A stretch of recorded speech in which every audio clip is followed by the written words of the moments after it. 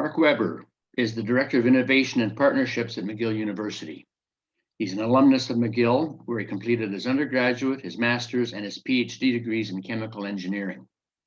Mark has spent the majority of his career at the interface of corporate research and development and university innovation. He's worked at Nova Chemicals for over 10 years, where he developed polyethylene products for commercial applications, and where he led teams in technical service and product research and development. He's also worked for engineering consulting firms and 2 startups. One is the Vice President of Technology and Engineering. Mark's been working at McGill since 2012, originally in the technology transfer. He's an inventor on multiple patents and has negotiated licenses and agreements with companies of all sizes. I'm going to ask Mark to start now. You can type your questions into the chat box or hold them until the end of his presentation. And at that point, we'll bombard him with quick technical questions and see how smart he is. Dr. Weber? I'll be happy to try to answer the questions. I look forward to that. That's the best part, actually. So I'm going to share my screen. Sometimes this does weird things. Hopefully it will go smoothly.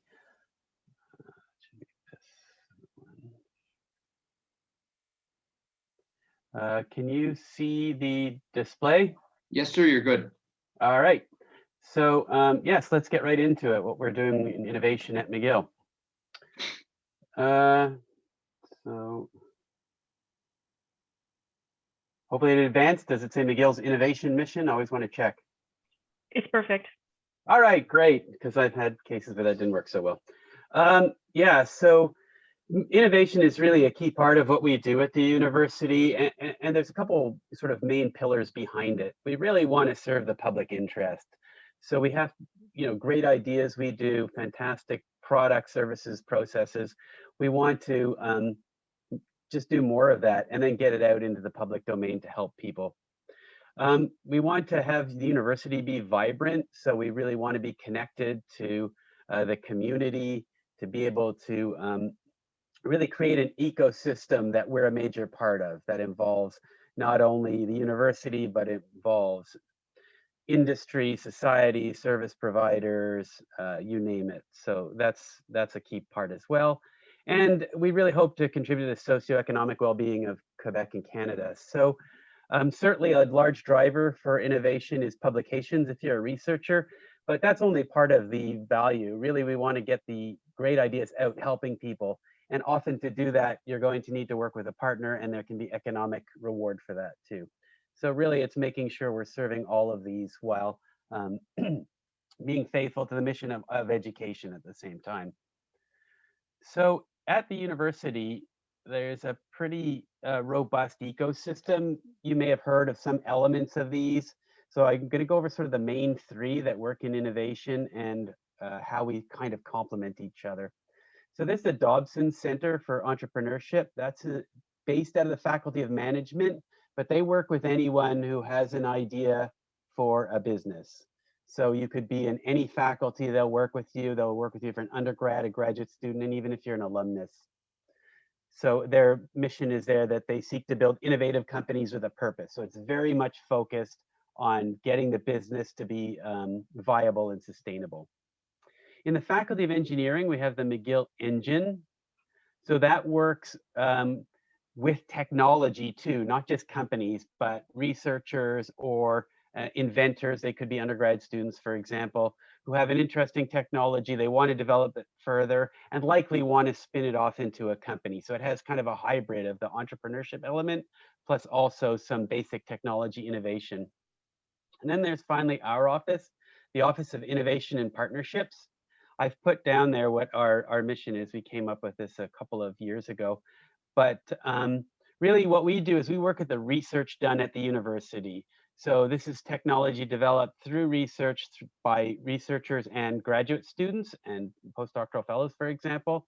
And then we try to take that and advance it through either licenses to companies or to spin out our own companies. So we all kind of do things that are complementary. Dobson is much more on the entrepreneurship side. Us and Engine are more on sort of also technology development. And our office is very heavily involved in that part of it because we work directly with the researchers to bring that technology to commercial benefit. So this is our vision. We really want to increase the collaborations between researchers and industry. Often, the starting point is a research agreement or some collaboration where a company and a researcher work together. This gets the researcher thinking more about solving issues that are maybe more pertinent to industry. And out of that, a lot of good things happen. You also get fantastic student training. You get opportunities for employment potentially for the student afterwards, opportunities for long-term partnerships with the company. So that's really a big element of what we do. We also want to transform more of the research into market-ready innovations. So I say this quite frequently, that we often invent solutions looking for a problem. So if you're in industry, that's kind of the wrong way to go about it. You kind of want to have the problem and go look for the solution. But we often are sort of leading at a cutting edge, and sometimes we're a little bit ahead of our times. So we really need to try to get things in a position where they can be more easily adapted by companies, industry, or whoever can take it and bring it to public use. And we want to be recognized as a leader in innovation and entrepreneurship. So we continue to work on that. I think we're fairly well known in the Montreal ecosystem, but also in Canada. We do a lot of work actually that benefits and builds off what other universities do as well. So we have a team that I lead. This is the structure. It basically has three components to it. So we've got a group of people called industry partnerships who negotiate agreements. So every one of these opportunities needs an official agreement, and so they negotiate those. We have a group called technology transfer. What they do is they look for partners who can license the technology, or they help spin out the technology into a company. So that group, very heavily involved in intellectual property, very heavily involved in company creation. We have a group called Industry Liaison that we started just a couple of years ago. They are kind of the matchmaker. So they are out and about looking for people who want to work with McGill, or vice versa, knowing what a researcher needs and trying to find a match for that with a company, for example. So they kind of work at the interface between these other two groups. So hopefully they find a partner that then needs agreement from industry partnerships, and maybe that has some intellectual property that's going to spin out into a company that needs technology transfer. And we have administration as well, because we handle a lot of finance and we have to deal with a lot of conflict of interest. That's becoming a really big issue these days. So it just gives you a flavor. It's about 25 people, give or take. Just some statistics if you're like me and you like numbers. So in total research funding in Canada, McGill is number 3. So the top 2 are Toronto and University of British Columbia. We were 3rd. If you look at the technology transfer component, there's some numbers here around invention disclosures, patent applications, startups, revenue. Those are just the easy numbers to measure. The more interesting one for me was that in 2019, McGill was in the top 100 globally in granted US patents. That had never happened before. We tied with the University of Toronto, actually. So we had, I think, 26 granted US patents. So that beats a lot of other schools, well-known schools. So this was global. So that, I think that's an indication that the stuff we're creating is novel, non-obvious, has utility. So if you can get a patent, that means you've certainly passed some barriers that a lot of technologies aren't able to do. On the next slide, I'm just quickly talking about the industry partnerships team. So again, in my group, as I said, they do all the agreements with companies. They look at what the intellectual property is going to be. Publication is really important. So when you work with a partner, they may or may not want that information published. So you have to make sure that you've understood that, because people need to graduate. Also, publications are important for tenure for professors. What is invariably the case is industry's needs don't often align well with our university structure. We work kind of on, industry wants to maybe move a little quicker than university can. Conversely, industry has some needs, as I said, around secrecy that doesn't work so great in a university environment. So we're always working at that kind of push and pull around how we can get our research to be working with partners in a way that makes a difference, but also allows us to keep our mission around education and dissemination of knowledge. So on the industry partnering group, so again, some numbers. So we had $50 million in funding from industry in 2019. That's about 9% of the total research dollars. The majority comes from the government. So we have a lot of federal government, provincial as well, but majority federal government funding. And compared to where we were in 2015, that's up by 30%. So we're making a concerted effort to be doing a lot more with industry. And that needs only increasing because it's extremely challenging to get research funding without a partner. Sort of blue sky work that the government basically gives you money to do is getting harder and harder to get. So as I mentioned before, then that working with industry presents that issue of we want to do really interesting research. Companies often like to do things that are pretty low risk.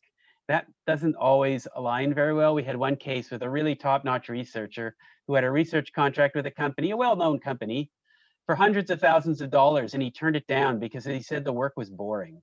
So he knew he could go find someone else to sponsor it, so he just turned it down. So that's the kind of thing we have to sort of always be looking at, is making sure that we find the right people to do the work. The technology transfer group, so just a little bit about that. That's really managing intellectual property developed at McGill. So when we do research, we develop interesting products, processes, not always the best for patenting, but we do.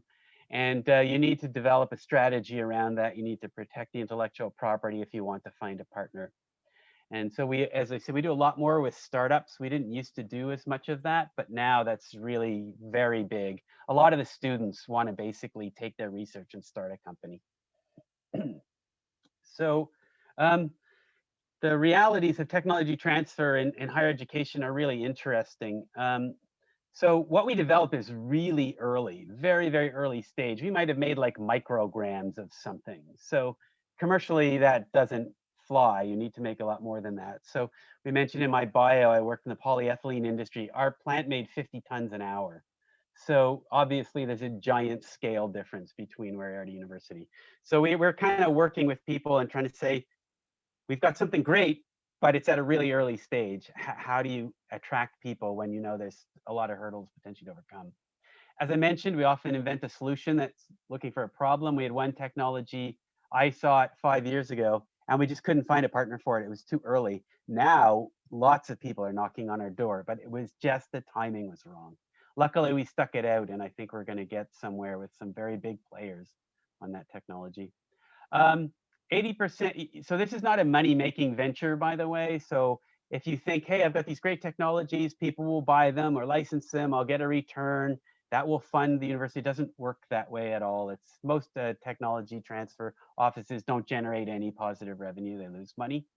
You only need one to hit it big if you're lucky. I gave an example here called Lyrica. It's a tremor drug. It came out of Northwestern. And they've made over $1 billion off that. So Northwestern's done extremely lucky getting this one technology, but they didn't know when they had it, because I've spoken to Northwestern. They had no idea it would do this. It was lucky, came at the right time, and it's done very well for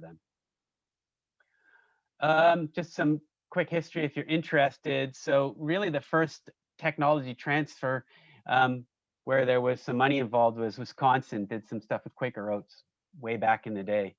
And that's earned a bunch of money for them. And that said, hey, let's keep trying this. So there's obviously famous ones. Gatorade is very well known from the University of Florida.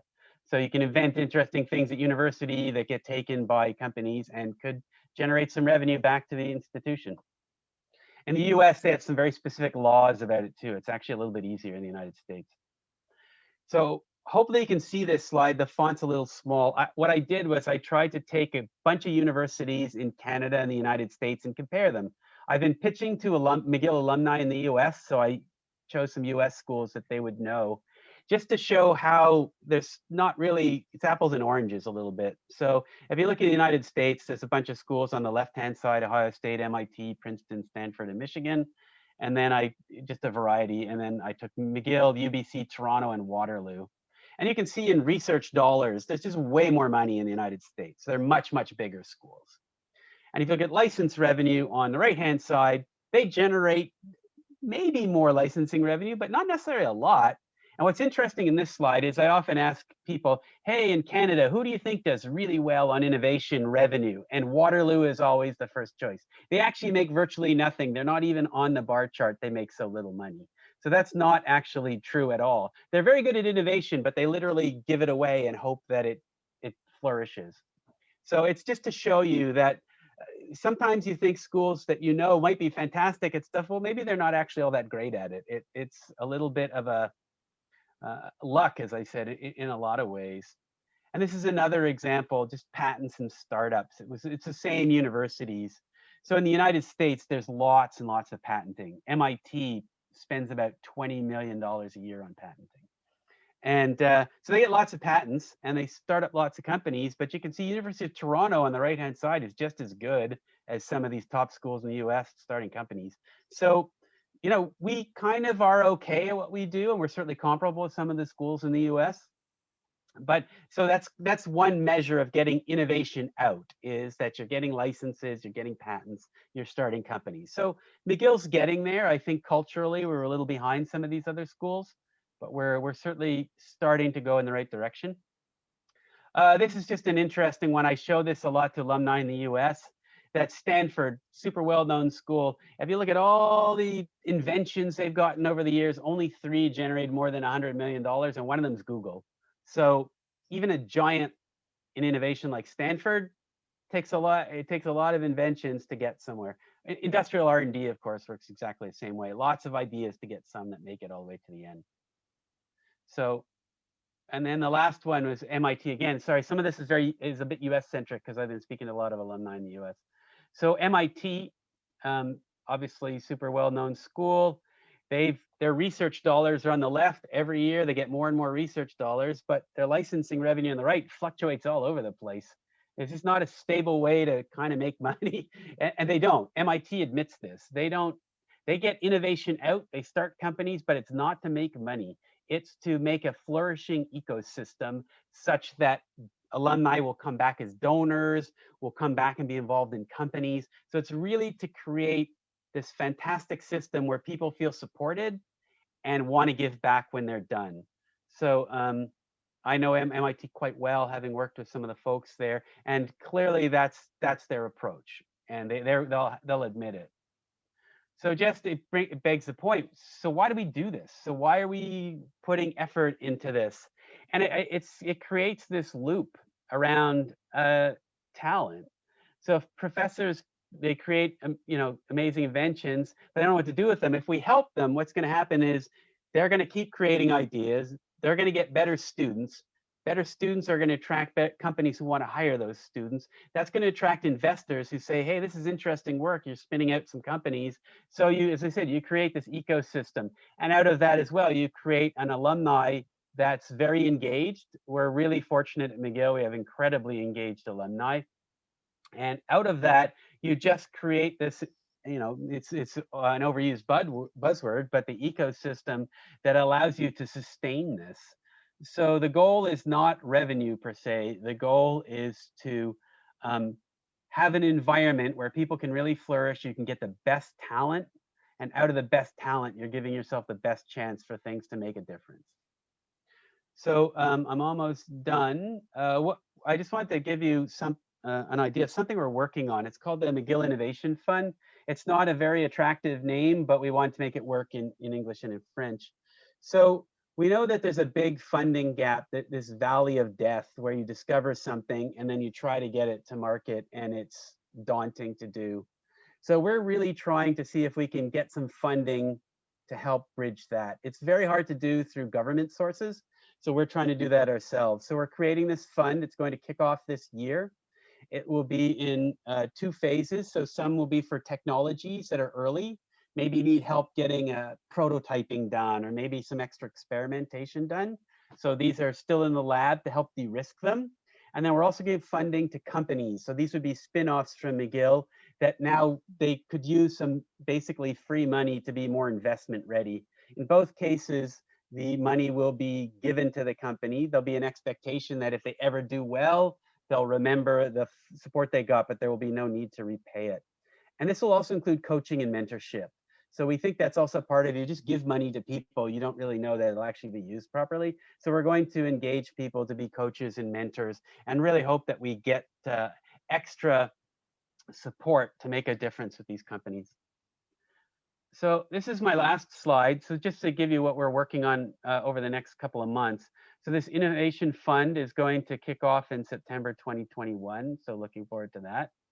We're really looking at industry partnerships in a couple of areas. The government has, especially federal government, has made a number of announcements.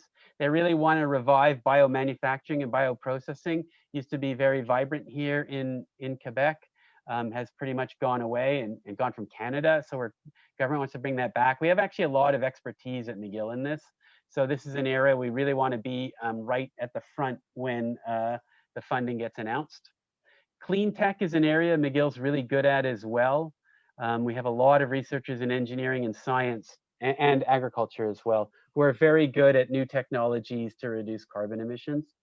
And AI for health is another. And so artificial intelligence has been very popular in Montreal, but using it for health purposes. So mining data to see if you can come up with new drugs, new tests to help people.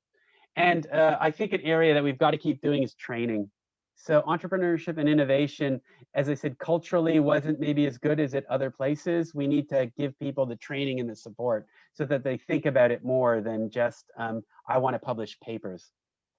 So that is the end of my slideshow, and I've stopped screen sharing, and I'll happily answer any questions. Thank you very much, Mark. First question we have, Sam, would you like to ask this yourself? Or do you want me to? I can. I sent this to you, Jim, but the question I had was looking at the U of T and the success that clearly U of T has in the Canadian context and even in the North American context. What are the factors that you would see that contribute to this leadership? And what could McGill do if you wanted to be as successful as they appear to be? Yeah, so U of T has, I think, a couple of advantages. Scale, they're really big. So U of T does a lot that doesn't include the hospitals. They're actually split out. So they have way more resourcing. If you look at the resourcing at Toronto relative to McGill, much, much more. So I find I'm often fighting a battle around resourcing that, oh, you've got lots of resources. Agreements are hard. They take a lot of time. Technology development really happens from one-on-ones with researchers, talking to them and figuring out, hey, you got a research result that looked weird. Tell me about that. And sometimes those are the real winners. But if all you're doing is you've got limited resources and you're literally chasing patent deadlines every day, you just miss that. So to me, I think the university needs to commit more fully to fully funded permanent positions. I can tell you some of our positions are on softer funds. That's not the way to attract good talent either. So I think University of Toronto has made a much bigger commitment to innovation being something that is what they do all the time. The other thing I think they're very good at is they have probably 9 incubators on campus. McGill will always be space constrained, so that's not great, but we're trying to work with a couple to have tighter relations. So if there's ideas in companies, there's a place for them to go rather than, well, good luck, see if you can find a partner. So I think it comes down to budgeting. They've committed much more to this with perm budget and funding than we have. The innovation fund I'm kicking off, they already do that with something called the True Blue Fund. It just started a couple of years ago, so I've been in conversations with them. But to me, that's the biggest difference. Mark, when a professor or a researcher come up with an idea and it gets marketed, is there any split with them? Do they get any money from it, or is it all the university? How does this Yeah, split up? that's a great question, and there is a split. So McGill probably is the most generous one in Canada. How it works is that if there is an invention that generates revenue, and we did the licensing, the inventors, the first $10,000 goes to them. So I've done some pieces of software, for example, that I've literally just sold for $10,000, just so at least they get some money. And then after that is gravy. And then any revenue after that is split 60-40 with 60% going to the inventors, 40% going to the university. Most schools in Canada are a 50-50 split, so we're a little more generous than that. In the United States, it's 1/3 to the inventors, 1/3 to the department/faculty, and 1/3 to the university. And 15% off the top goes to the tech transfer office. So United States, it's way less generous. Canada, we're more generous, and I would say McGill is the most. What are some examples of interesting or well-received inventions that have come out of McGill? Yeah, so we did something, I'll give you the ones that are in the public domain. So we developed if you ever played the video game Tetris, where you've got the falling blocks that come down and you fit them in, well, one of our researchers in ophthalmology, combined with someone in engineering, invented a version of Tetris, but for people with amblyopia or lazy eye. So it's like blurred for them. So they have to really train their eye to focus on it. And a company was spun out based on that. And they sold that to Novartis. This, gee, time flies. It was March 2020, because I remember having to get signatures during COVID at the beginning, which is very challenging. But they sold that to Novartis. So Novartis is now doing clinical trials to bring that to market. So that was a really interesting one, where it went the startup route to get it going because it was too risky. They de-risked it enough that a big company came in and bought it. So that's an example in the life science field. In engineering, we have a couple that have come out. One, I'm a big sports fan, but not a hockey fan. Sorry if there's hockey fans, I'm not. But I played football, that was my thing. We spun out a company called Sport Logic. So they do all the data at intermissions, et cetera. That's out of engineering. And that company's doing extremely well. We did an article on them. The CEO is a guy named Craig Bunton, who is an Olympic figure skater. Then he did his MBA at McGill without I don't even know if he had a high school degree. He's a really unique individual, and he started the company. And so they're doing extremely well. They're actually going into sports betting is their next thing. So they do hockey, soccer, and football, my love. They do that as well. So it's a really interesting company that I think it's going to be a unicorn. I think they'll be worth $1 billion pretty soon. We've got two other ones, both one out of engineering, one out of science. The engineering one is called Carby Creek. They make carbon neutral construction blocks. Their CEO, I was just on the phone with him this morning. So he lives in Westmount. He's a good friend of mine. They've done really, really well. So they are going, a lot of people are going to more carbon neutral type buildings, for example. Their timing was perfect. They really came in at a good time. Then the other one is called Anemera. That's out of science. And their timing was really good too. They make natural cellulosic products that can be replacements for plastic microbeads. So in the cosmetics industry, there was a lot of plastic microbeads that get in the water table, right? So they replaced that with basically wood. And it's gone really, really well. They did a lot of work at the beginning with Chanel. And so that's how he proved it worked. And then but Chanel didn't want the technology themselves. They just wanted to buy the beads. So they said, we'll make it ourselves and we'll spin out a company. So I did that on a real chalkboard, not a whiteboard, a chalkboard with a prof. We plotted out how to make money off this. And they just raised, I think, $40 million last month. So they're building a plant in Temiskaming. So they're doing really well too. So that's 4 and kind of areas we're good at: health, clean tech, so some of the areas I mentioned, and AI. So that has all those elements. Those would be good examples. Cool. Mark? Yep. I have a question. Dobson in particular, and maybe innovation. Do you work with PME Montreal? So Dobson may look at them as a bit of a competitor. I'm not sure that they do. I've worked with PME Montreal, yeah, more ad hoc than anything official, but I think as part of our ecosystem, we do need to strengthen some of these ties. So with our innovation fund, we're going around talking to some of these other players in the ecosystem to see how we can work better as using them as a service provider. So they are on our list, actually. So I think that will tighten up. Right, and they're doing a lot of work with AI right now. That's probably 60% of the clients that they have. I'm on the board of directors there. So if you'd ever like me to open a door for you and set up a meeting, I'd be more than happy to do so. Yeah, that could be really interesting. As I said, our innovation fund guy, I'm going to talk to him. If he doesn't have the connection, I'll come back to you for that. But yeah, I think that would be great. Personally, I think we should be doing more spin-offs in AI. It's a little bit, computer science researchers like to publish. They don't really commercialize much. It's a little bit odd, actually. Engineers are much more focused on getting stuff out. CS profs are more just, oh, here's an interesting algorithm. I'll just go make another one. Anybody else have any questions for Mark? I have one last one then, Mark. If Sure. the universities weren't doing this research, who would be doing it? Yeah, that's a great question. And I think the answer is nobody. So I worked in industrial R&D. That's my background. And we didn't like risk. Anything that was way too risky, we just wouldn't touch. If it was incremental, fine. The risk was too high to do some of these things that are really out on the edge. And we're not going to get to some of the really big sweeping changes we need to make without doing this stuff. So like biomanufacturing is an example.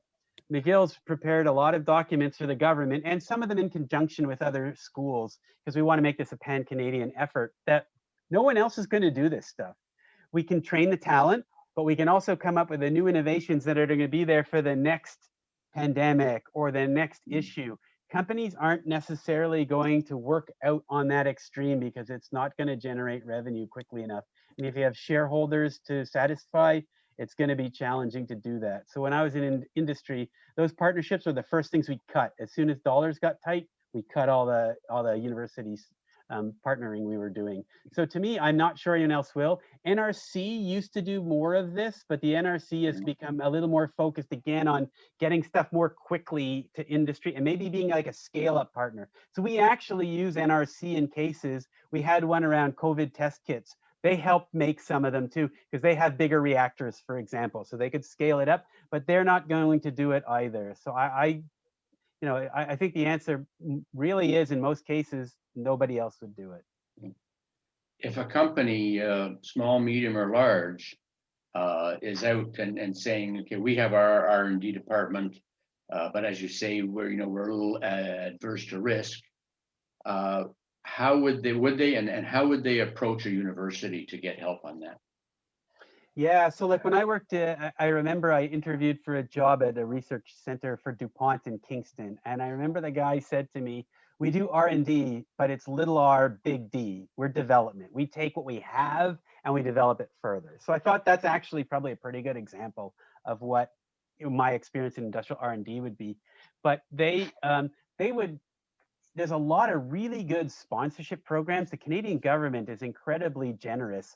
So if you're an SME, you can get a 2-for-1 leverage on your dollars. So if you do something like an NSERC grant, for example, you can put in $1 in cash and they'll put in 2. So the prof now has $3 to do the research. So I think what I would do is explore that instantly. There's all kinds of other ones too. I just gave one example. And we'd be happy to find a way to make that work. The sticking point invariably is intellectual property. Paying the bills is one, and intellectual property is the other. Many companies want to own the intellectual property. That's okay. We'll do that. It's not. It has to be owned by us. That's a negotiation at that point. So one thing that does worry me slightly is there's been many studies showing most MEs don't know what to do with intellectual property. They don't even know if they know what a patent is, they look at it often as a burden. It's costly. I don't feel like going to court. And so we kind of give away maybe competitive advantages. So I think I really want to work more with the SMEs to come up with how we can use IP together, or if they want to use it, that's fine, but they really have to know what they're doing with it. So it's not just frittered away and we lost our chance to be a leader. Okay. Anybody else? Last question. What's your relationship to the medical research being done at the Glen? Yeah, that is a super question. So our relationship with our research institutes at the hospitals, and there are 3 of them. So you named the one, the RIMUHC at the Glen. There's the Lady Davis Institute at the Jewish General, and then the Douglas out in Verdun. So all 3 of them They do their own research agreements, their own clinical trials. They manage that, but the intellectual property belongs to McGill. It's a little bit of an awkward relationship at times, but that's how we do it. So if there's an invention discovered at the RIMUHC, for example, they would report it to us. If there's commercialization, we do the same split I mentioned before, the 60-40, but that 40% would be split 50-50 between us and the Glen. So they would get the hospital will get half of it, because virtually every one of those researchers is a McGill employee. They're not a hospital employee. There's a couple, but it's rare. So that's how we've managed it. I can't say it's the most efficient, but Toronto, what they have is UHN does all their hospital stuff, and they often fight of where the invention was made. Was it at UHN or Toronto? Because Toronto gives the researchers more money. So they often want to say, well, I work at the hospital, but all the inspiration, it all came when I was at Toronto. So I'm going to fall under their policy, thanks, so I can get more money. So they have that hassle all the time. We don't have that, at least. We know that that's how the policy works. And the handling of medical patents, is that follow through you? Yes, that follows through us. So if you're, I would say from an invention point of view, more than half are the Faculty of Medicine, and that would include the hospitals. The remainder, engineering would be second, third would probably science, and fourth is agriculture. And then that's literally everybody. So medicine dominates by at least half on inventions, well more than half on research dollars, and well more than half on patents. So yeah, medicine is by far the dominant faculty. Thank you. Thank you very much. Anybody else there? In which case I'll close it up. Mark, thank you very much. And I'm going to ask David Franklin to express our official thank you to you. David, can you come in, please?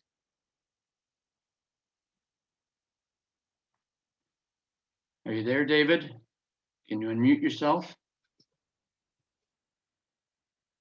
Heather, have we lost David? No, he's there, but he's muted. And David, it's *6. Is that right? Yeah. Star 6 to unmute. There, I think he's good now. He said he had this problem a couple of weeks ago also, where he couldn't get back on. Yeah. No, sorry. I stand corrected. He's still muted. So I think you better just move on. Okay. Sorry about that, Dr. Weber. We have a professional speaker thinker. Oh. And it's normally sometimes he can be as exciting as the speakers. So I'm sorry we weren't able to bless you with that.